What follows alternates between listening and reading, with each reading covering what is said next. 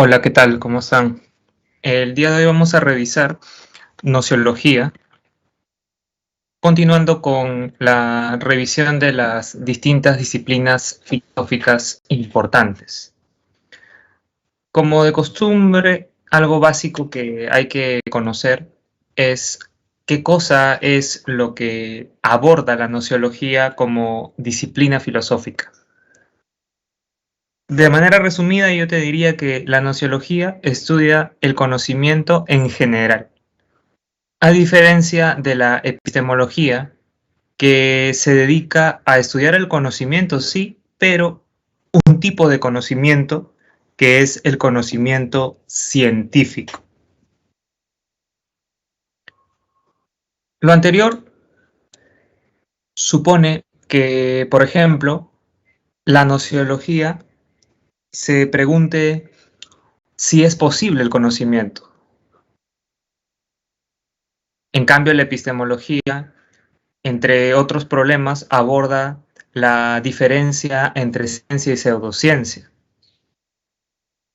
La nociología busca entender cómo se originan las ideas de nuestra mente.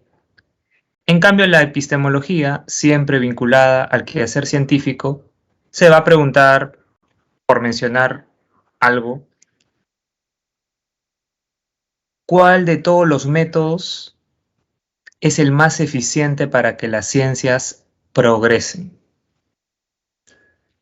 Repito, nociología es igual a conocimiento en general, mientras que epistemología es igual a conocimiento científico, si es que consideramos solamente los objetos de estudio de cada una de estas disciplinas filosóficas.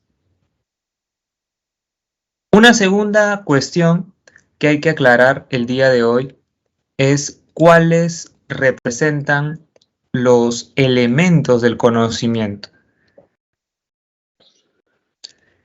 Generalmente, los filósofos han sostenido que todo proceso cognoscitivo humano involucra tres elementos: el sujeto, el objeto y la representación.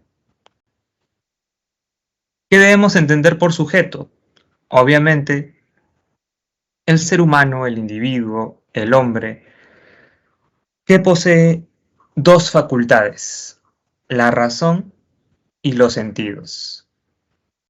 Como dice aquí, se habla de sujeto cognoscente para aludir a la persona que conoce.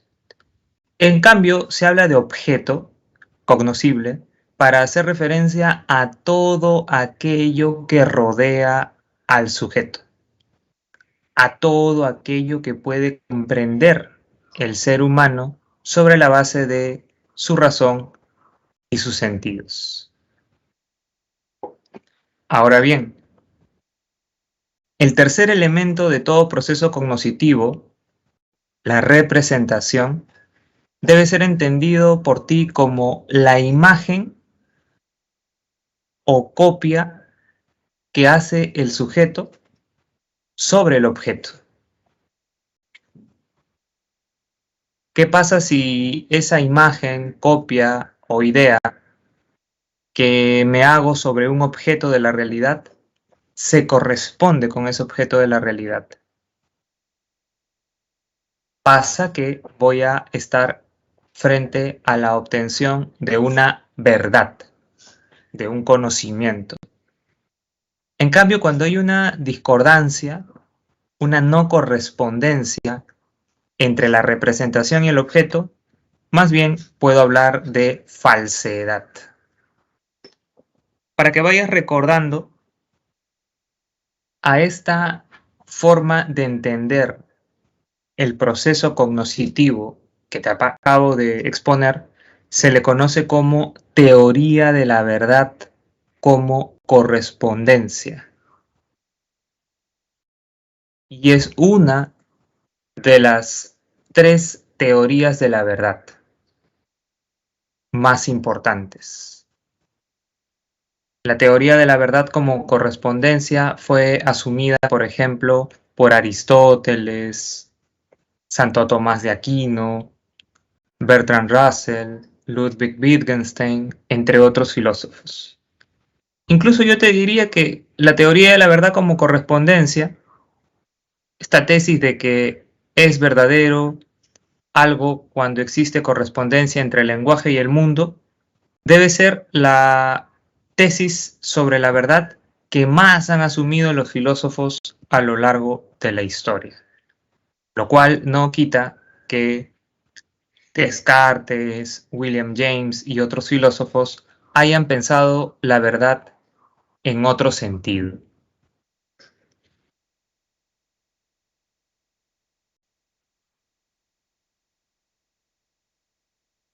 Pero entremos a la parte central de la semana que estamos revisando hoy. Me refiero a los problemas del conocimiento. Como toda disciplina, la gnoseología tiene tres grandes cuestiones básicas, tres problemas paradigmáticos. El problema de la posibilidad,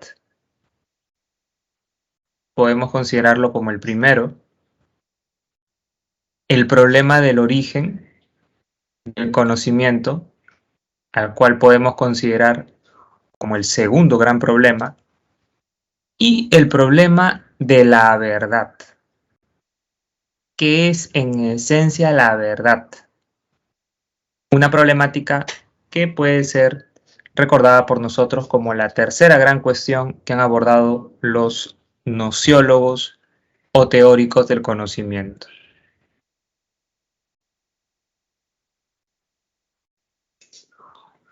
Como podrás ver, la pregunta que está detrás de la cuestión sobre la posibilidad del conocimiento es si podemos alcanzar un conocimiento absoluto acerca de la realidad.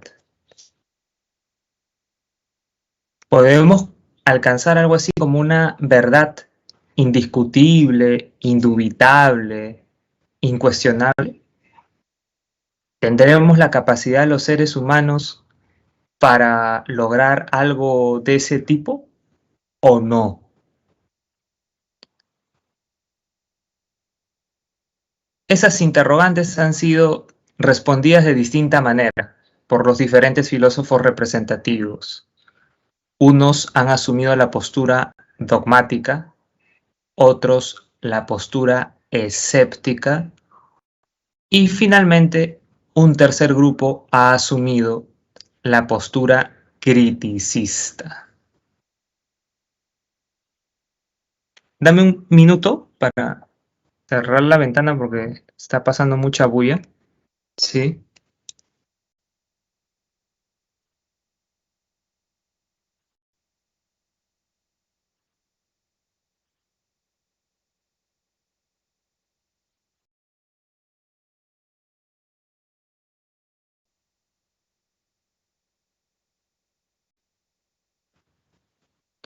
Ya está. Bueno, les decía que son tres tesis acerca de la posibilidad del conocimiento: dogmatismo, escepticismo y criticismo. El dogmatismo lo que nos presenta es la idea de que sí podemos alcanzar un conocimiento absoluto, categórico, indiscutible, debido a que las facultades cognitivas del ser humano son lo suficientemente amplias para conseguir ese objetivo. En otras palabras, los dogmáticos son optimistas desde un punto de vista gnosiológico. Un filósofo representativo del dogmatismo es Tales de Mileto, como se menciona aquí. Tales de Mileto, el famoso filósofo presocrático, consideró que a través de la razón nosotros podemos alcanzar una comprensión absoluta sobre cuál es el origen, esencia y fin de todo lo existente. Como de hecho recuerdas, imagino, Tales de Mileto formuló un arjé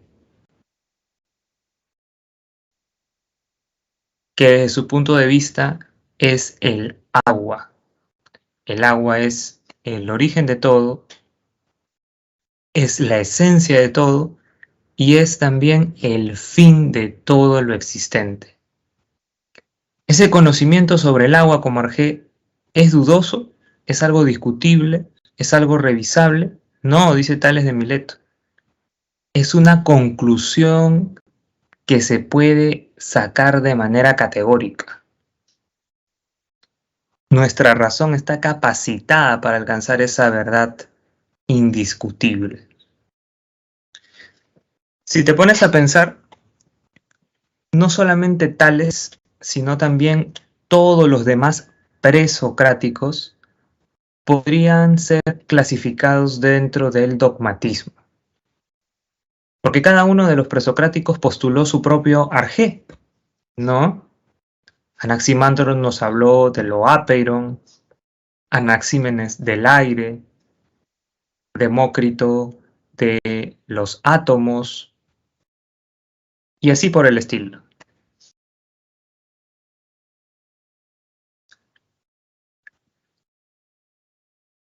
Un detalle importante que debemos considerar es que los presocráticos no fueron los únicos dogmáticos. Andando en el tiempo, también podemos nosotros afirmar que fueron dogmáticos Platón y Aristóteles, aunque con ciertas diferencias entre sí. Platón, por ejemplo, sostuvo que por medio de la razón nosotros podemos captar las esencias de todas las cosas. La esencia de justicia, la esencia de belleza y la esencia de bien principalmente. Y una vez que nosotros logramos la captación de esas esencias fundamentales de las cosas, logramos obtener una ciencia, una episteme, un conocimiento indiscutible. Otra vez, tenemos en Platón a un optimista nociológico para quien sí podemos alcanzar una verdad categórica. A tal punto es dogmático Platón, en el buen sentido de la palabra, que para él, como el filósofo, es el más indicado para captar esas esencias de las cosas. Él es el que finalmente debe gobernar la sociedad.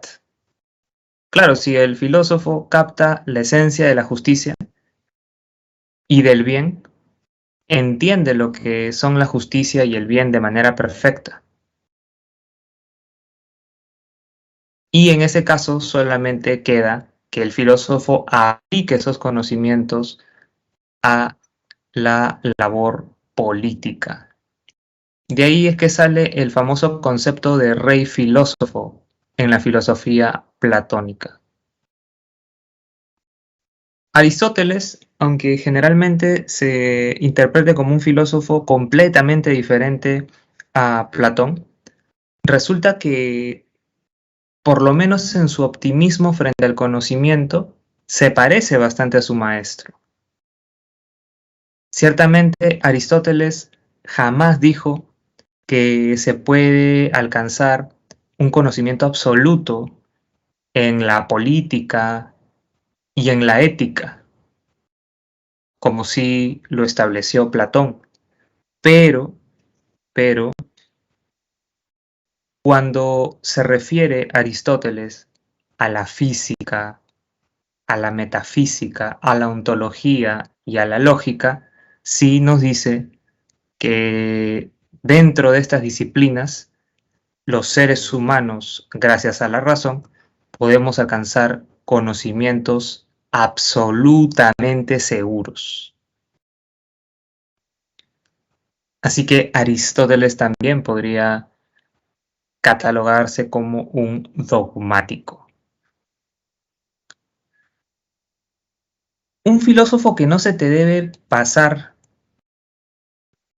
como dogmático es Descartes. Generalmente cuando se formulan preguntas para el examen de admisión sobre este tema que estamos revisando, se presenta a Descartes con miras a que el alumno lo clasifique o bien como dogmático, o bien como escéptico, o bien como criticista. Suele pasar que el alumno dice, Descartes nos habla de duda, por lo tanto, Descartes es escéptico. Si Descartes habla de una duda metódica, de todas maneras tiene que ser representante del escepticismo frente a la posibilidad del conocimiento.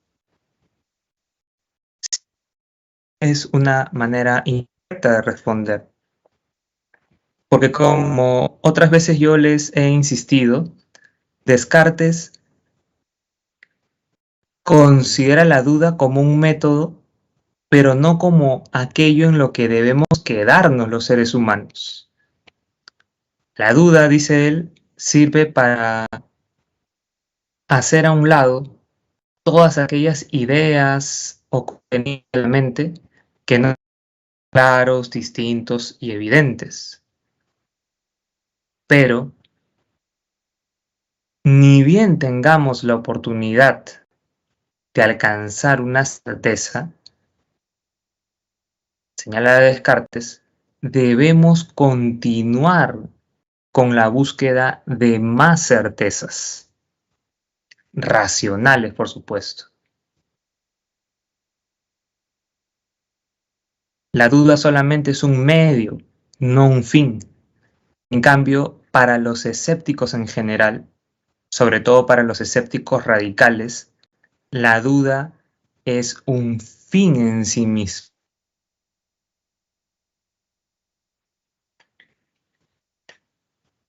Como de seguro recuerdas, más o menos la reflexión filosófica que hace Descartes se puede plantear así. Debo dudar de todo aquello que no resulta claro, distinto y evidente para mi razón. Y de hecho tengo una serie de ideas en mi mente que no comprendo cómo han llegado ahí. De ideas nada de la realidad o que asumo porque he seguido a mis padres, porque he seguido a la sociedad, porque he confiado en los datos sensoriales. Pero en verdad todas estas fuentes no son seguras. Por eso debo dudar, dice Descartes, de todo, incluso de la existencia de Dios, de la existencia del mundo y de mi propia existencia como individuo, sujeto, yo. No obstante, va a decirnos él, hay una sola cosa de la que no puedo dudar. No puedo dudar de que estoy dudando. Y si estoy dudando, estoy pensando, porque toda persona que duda piensa. Ah, pero si pienso, entonces necesariamente existe. De ahí se deriva la famosa frase, pienso, luego existo, pienso, por lo tanto existo, o en latín, cogito, ergo sum. El hecho de que piense certifica que existo como un pensante. Ya tengo una primera certeza. Ya puedo abandonó esa duda que usé como método inicialmente. ¿Y después qué descubre Descartes? ¿Qué cosa descubre Descartes después de concluir racionalmente que él existe como sujeto pensante? Descubre la existencia de Dios y posteriormente la existencia de todo aquello que le rodea, es decir, del mundo. Todo esto que te acabo de recordar hace de Descartes un filósofo dogmático, porque es optimista frente a la posibilidad de alcanzar certezas racionales, pese a que nos habla de una duda que, sin embargo, es solamente un método, no un fin.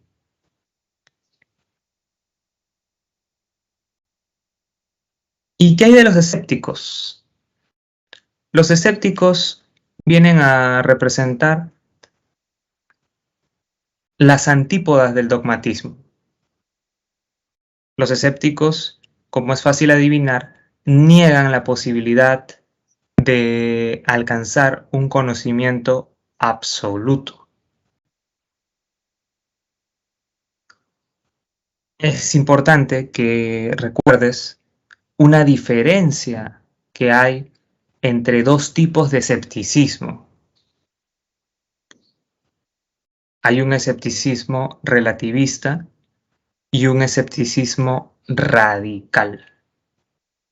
Un escepticismo representado por los sofistas y un escepticismo representado por Pirrón de Elis. En pocas palabras, los escépticos relativistas lo que sostienen es que, aunque no es posible alcanzar una verdad absoluta, sí es posible lograr una verdad relativa, una verdad dependiente de cada circunstancia, cada situación, de cada cultura, de cada organización, de cada pueblo, etc. No hay verdades universales, nos va a decir Protágoras, porque el hombre es la medida de todas las cosas. Son las diferentes culturas, los diferentes pueblos, las diferentes civilizaciones, las distintas circunstancias, las que van constituyendo qué es lo bello, qué es lo feo, qué es lo bueno, qué es lo malo, etc. Si debemos hablar de verdad, hablemos de una verdad en minúsculas, nos diría el escéptico relativista como Protágoras. No hablemos de una verdad en mayúsculas como han hecho los dogmáticos.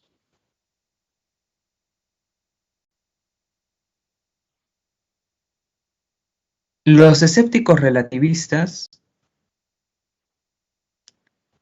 quieren los escépticos radicales porque estos últimos no hablan de verdad en ningún sentido. Pirrón, filósofo helenista, nos diría que simplemente no hablemos de verdad, sea en mayúscula o en minúscula, sea una verdad absoluta o relativa, no importa. No hablemos simplemente de verdad, porque no es posible conocimiento alguno acerca del mundo.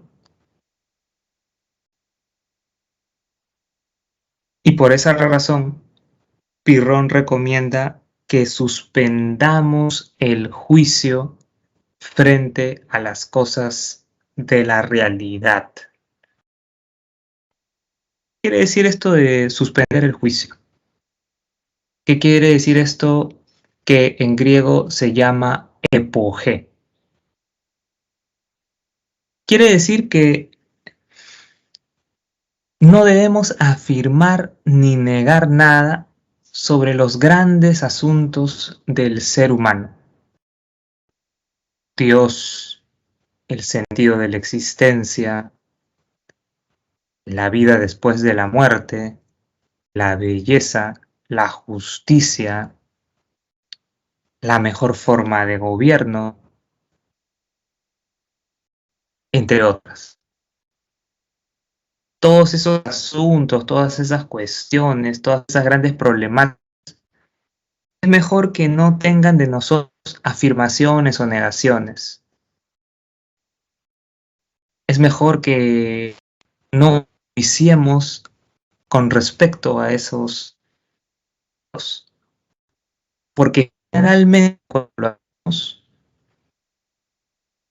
cuando nos encantamos por una forma de gobierno, cuando apoyamos a un político o cuando pensamos que una persona es muy buena, muy justa, muy virtuosa, la realidad termina defraudando nuestro punto de vista. La realidad termina contradiciendo nuestros juicios, nuestras presiones, nuestras supuestas verdades absolutas. Y cuando pasa eso, cuando nos vemos defraudados frente a la realidad, ¿qué cosa obtenemos? Intranquilidad espiritual, señala Pirron. Nos entristecemos, o hablando en términos más contemporáneos, nos deprimimos, caemos en una situación difícil desde un punto de vista espiritual y por tanto nos alejamos de la felicidad. Por el contrario, el que no afirma ni niega nada, el que no asume de manera categórica la existencia de Dios o la inexistencia de Dios, y el que tampoco asume de manera absoluta que una persona es buena o mala, o que un partido político es el mejor o el peor, no sufre. No obtiene una intranquilidad del alma, porque simplemente el mundo que le rodea le resulta indiferente. La epogé o suspensión del juicio te sirve como una especie de barrera frente a las distintas situaciones en las que la realidad defrauda nuestras expectativas. El que es indiferente frente al mundo, el que suspende el juicio, sí obtiene la felicidad, dice Pirron, ya que la felicidad debe ser entendida como una paz espiritual.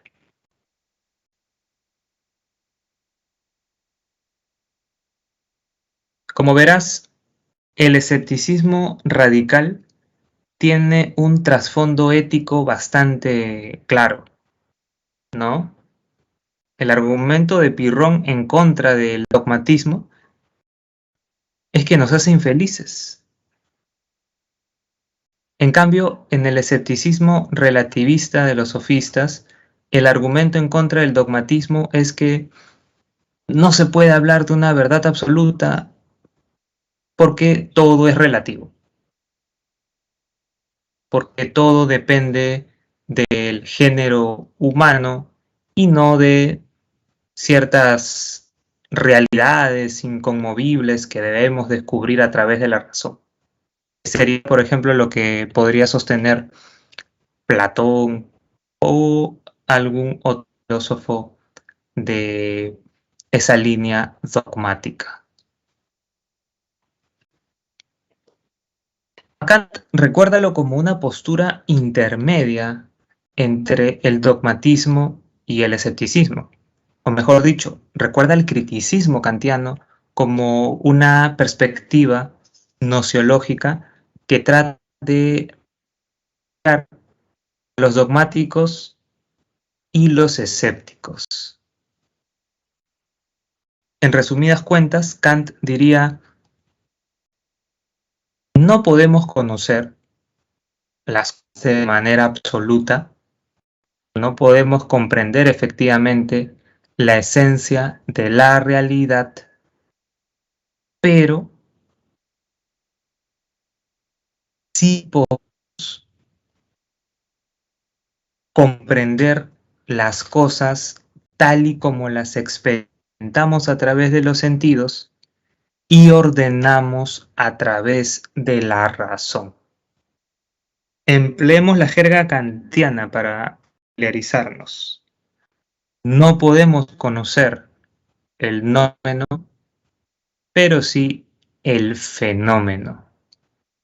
No podemos captar la cosa en sí. No puedo yo como ser humano captar cómo son las cosas en sí mismas, pero sí puedo comprender cómo son las cosas tal y como las experimento yo como humano y tal y como yo humano las ordeno racionalmente.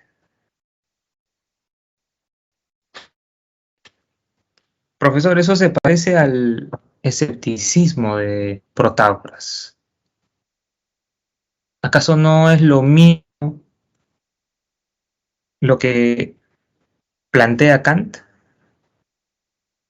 La idea de Protágoras de que el hombre es la medida de todas las cosas no está directamente emparentada con la tesis kantiana de que comprendemos solamente el fenómeno, más no el noumeno. Esa podría ser una pregunta bastante interesante, que tendría que responderse de la siguiente manera. Aunque cierto hay familia entre el criticismo kantiano y el escepticismo relativista, fíjate que los sofistas como Protágoras jamás admitirían que todos los seres humanos, sin excepción, tenemos las mismas estructuras en la mente. En cambio, Kant sí. Kant te diría, claro, no es posible un conocimiento de la esencia de la realidad, pero sí es posible un conocimiento universal si tenemos en cuenta que es un conocimiento válido para todos los seres humanos, ya que todos los seres humanos podemos llegar a las mismas conclusiones en tanto que todos estamos conformados mentalmente de la misma manera. Todos, por ejemplo, ordenamos lo que nos rodea espaciotemporalmente, agregaría Kant. ¿Eso significa que la realidad es espaciotemporal en sí misma? No, eso es algo que tú le pones a la realidad. Esas son las reglas que tú impones a lo que está a tu alrededor. No significa que las cosas sean verdaderamente así. De manera similar, los seres humanos ordenamos en causas y efectos muchas cosas que nos rodean. ¿Significa eso que el universo está organizado en causas y efectos? No, nada que ver. El que comprendamos en causas y efectos el universo es algo que nosotros mismos ponemos en el universo. Son nuestros esquemas, son nuestros moldes, son estos filtros con los que venimos al mundo, aquellos que nos hacen ordenar la realidad de esa manera. Profesor, ¿son ideas innatas? No, porque como hemos visto hace algunas semanas, Kant dice, es cierto que venimos al mundo con ciertos presupuestos, pero no son ideas, no son contenidos mentales, son esquemas, moldes, filtros, estructuras a priori. O para ser más preciso, son categorías de nuestra mente, por medio de las cuales damos a los datos sensoriales que captan nuestros 5 sentidos. Sin esas estructuras mentales a priori, no podríamos hacernos una idea ordenada y con sentido de la realidad.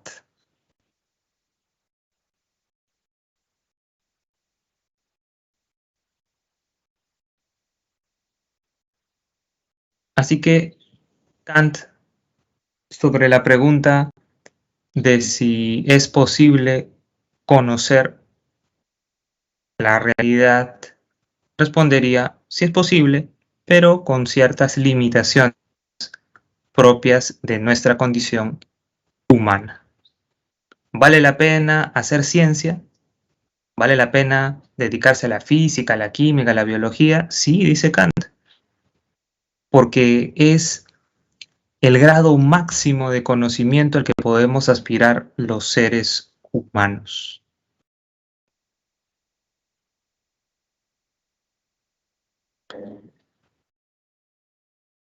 Tenemos ahora el segundo gran problema de la nociología, que es el problema del origen del conocimiento. ¿Cuál es el origen de nuestras ideas? Se han preguntado muchos filósofos. ¿De dónde provienen todos estos contenidos que tengo en mi mente? Tú y yo tenemos las ideas de celular, de mesa, de gato, de perro, de sol, de montaña, de justicia, de belleza, de bien, incluso de Dios, porque tú y yo comprendemos los significados de todas estas cosas que acabo de mencionar. La pregunta es, ¿cómo así llegaron esas ideas a nuestra mente? ¿Nacimos con esas ideas? ¿Se constituyeron sobre la base de datos sensoriales?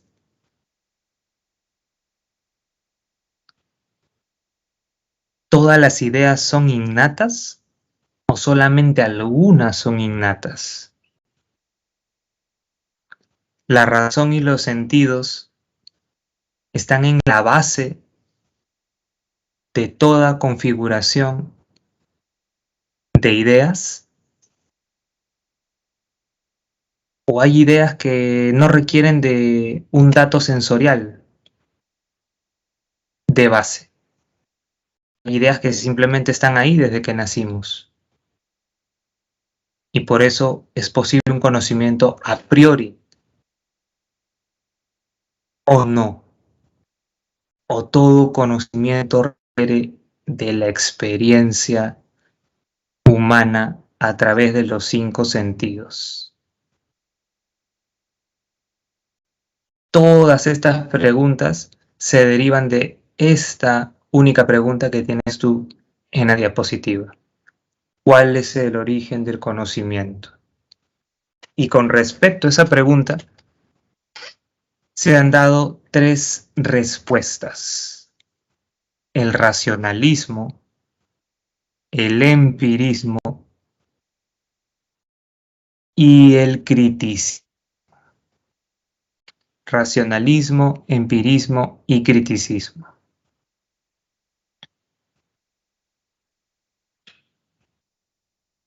El racionalismo está representado principalmente por Descartes. Este filósofo francés lo que planteó fue que la mayoría de nuestras ideas tienen su base en datos sensoriales. Descartes te diría, no soy tan tonto como para decirte que la idea de celular la idea de gato, la idea de perro, la idea de computadora, la idea de televisor, son ideas innatas. Obviamente esos contenidos que en este momento tienes en tu mente, los has construido sobre la base de datos sensoriales. Es más, yo Descartes diría que la mayoría de ideas que están en este momento en nuestra mente son adventicias. Esto es, tienen su origen en datos empíricos, pero las más importantes de todas las ideas no son adventicias, no provienen de la experiencia, sino que son innatas. Digamos que las ideas que constituyen nuestra base para comprender la totalidad de las cosas son innatas. Esas ideas que consideramos universales, dado que todos los seres humanos las poseen, son previas a todo contacto de nuestros sentidos con la realidad. Descartes menciona por lo menos 3 ideas que en este momento tenemos en nuestra mente y cuyo origen es innato. La idea de Dios, la idea de mundo y la idea de yo.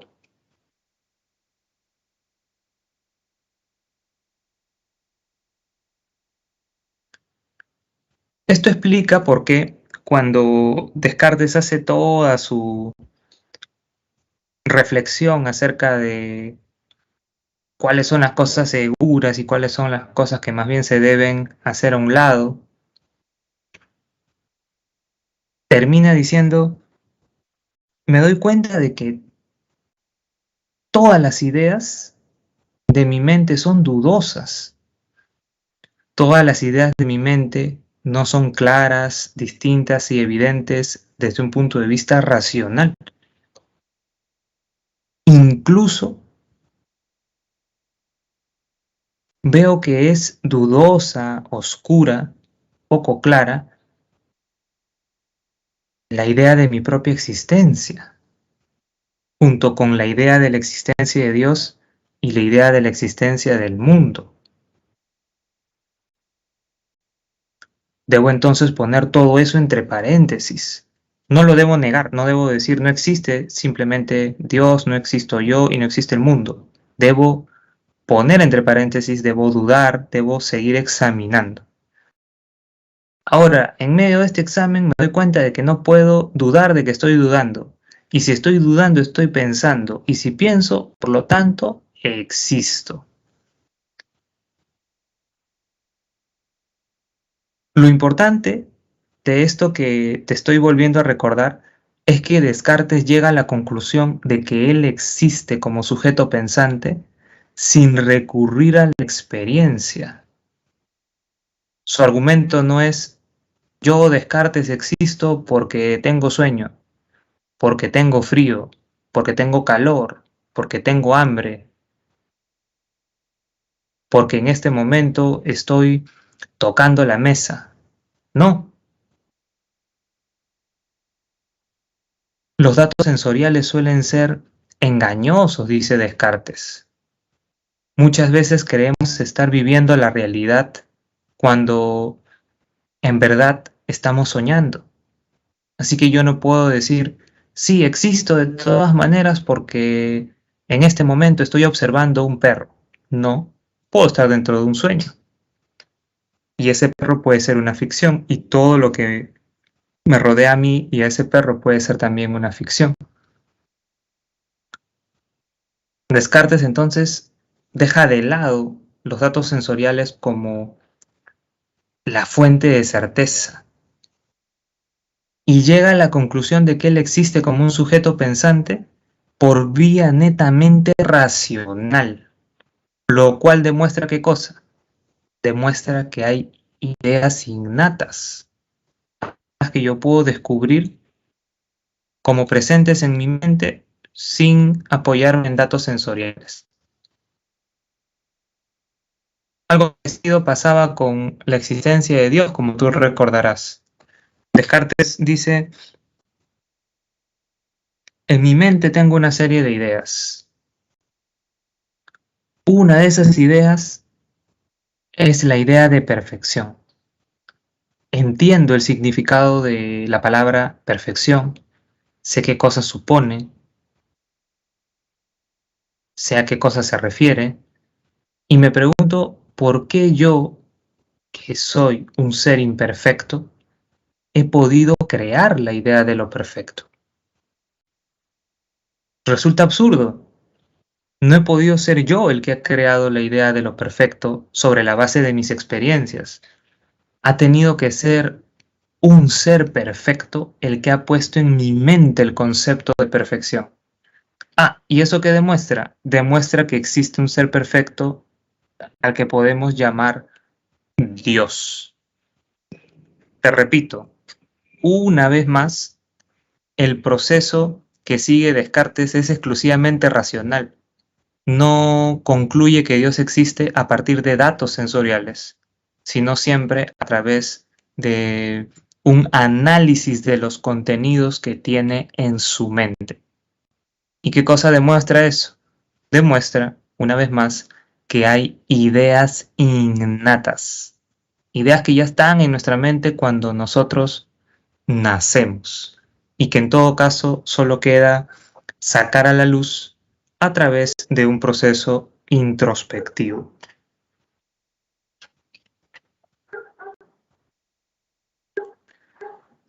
Si Descartes nos acaba de decir que por lo menos las ideas más importantes, aquellas ideas universales, son innatas, John Locke, como representante del empirismo, va a sostener categóricamente que no hay una sola idea innata.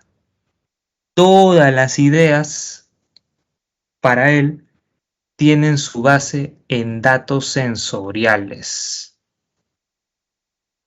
porque venimos al mundo como un papel en blanco, como una tabula rasa, en donde se van inscribiendo ideas progresivamente. Primero se van inscribiendo ideas simples, recuerda.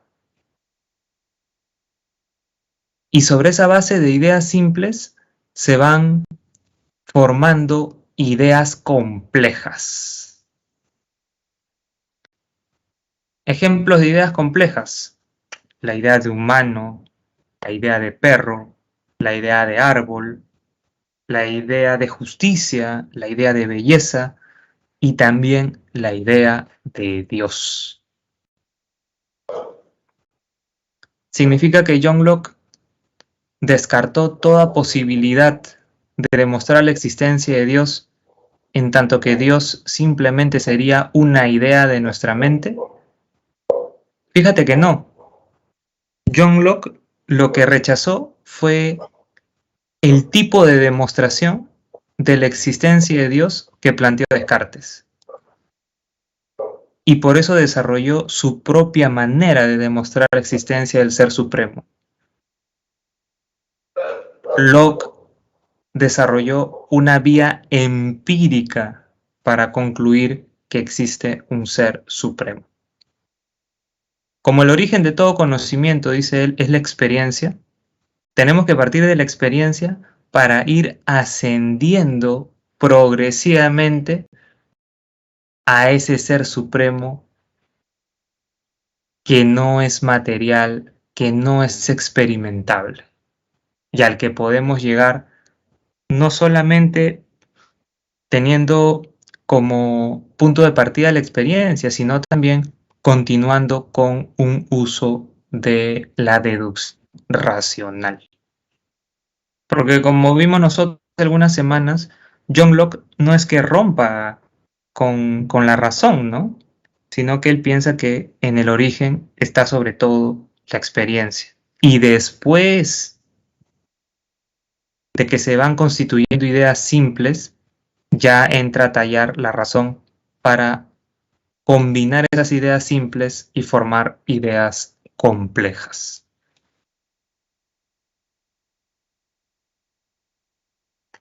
Otra vez Kant aparece en el problema del origen del conocimiento como como representante de una postura intermedia entre dos extremos. Kant nos va a decir que en el origen de nuestras ideas o contenidos mentales participan tanto los sentidos como la razón, tanto la sensibilidad como el entendimiento. Más o menos así se da el proceso de acuerdo con Kant. Nosotros como sujetos estamos frente a la realidad, frente al universo, frente al cosmos. Esta realidad, por decirlo metafóricamente, nos envía información. Una información desordenada, desintegrada, desarticulada, que es recibida por nuestros sentidos, por nuestros 5 sentidos. Paralelamente al trabajo de recepción realizado por los sentidos, realiza un trabajo de organización, digamos una estructuración de esos contenidos del exterior, el entendimiento. Y es precisamente sobre la base de ese trabajo conjunto de la razón y los sentidos que se constituyen ideas en nuestra mente. ¿Eso qué significa? Significa que no puede haber conocimiento sin datos sensoriales, ni puede haber conocimiento sin participación del entendimiento. Los sentidos reciben la información, la razón hace un trabajo paralelo consistente en ordenar o configurar esos datos desordenados. Por eso se mencionan estas citas que tienes en la diapositiva. Las intuiciones sin conceptos son ciegas, los conceptos sin intuiciones son vacíos. ¿Qué quiere decir esto? Quiere decir que los datos sensoriales, si no tuviesen esa configuración, ese orden que les proporciona el entendimiento, serían absurdos. Y de la misma manera, los conceptos, estas estructuras de la mente, estas categorías, estos moldes, estos filtros con los cuales venimos al mundo, si no tuviesen que ordenar, si no tuviesen datos sensoriales a los cuales aplicarse, serían absolutamente vacíos y no podrían llevarnos a alcanzar conocimiento alguno.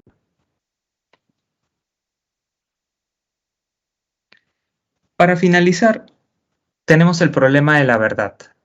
Un problema que más o menos ya te he expuesto en la primera parte de la clase. Aquí la pregunta es, ¿qué cosa hay que entender por verdad?